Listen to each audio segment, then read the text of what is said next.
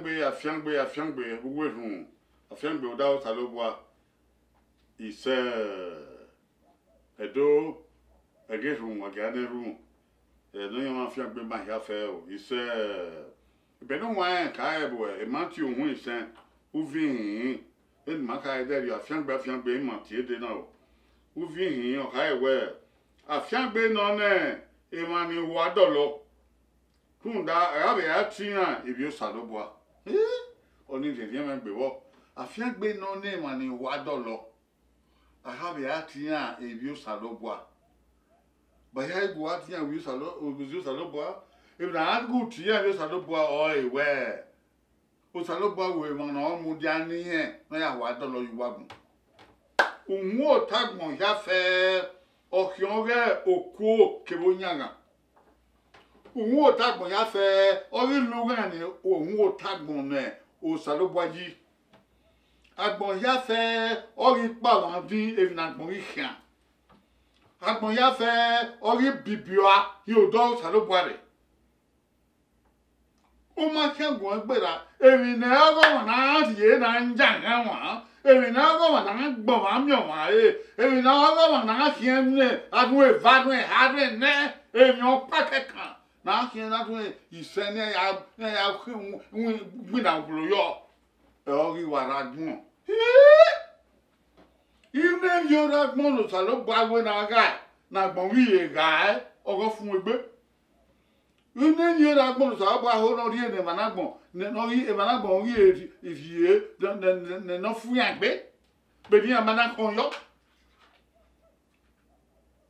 Okwo, onyaga, owiwaru mutagmoya. Salo bana wiye gwalema, no wabe awa dolo, iye magbon. Atie no salo batie, oye we, ni mala dia, ni mando awa dolo, iye onyaga no ro mutagmon. O salo batie, ni mala dia, ni mamu akpori yo, ni ma awa dolo, bebi jafe. Salo bagwe maga wa dolo ne ma no gbina yuku. E ma no gbina yuku ukwo ri yan baba. E ma no gbina yuku ori yan yeye. Opolo o kan ma o wa sagbon gu yi. Eri ma bi ma no kun mi ya yo to. Ma mi aga gbina yo.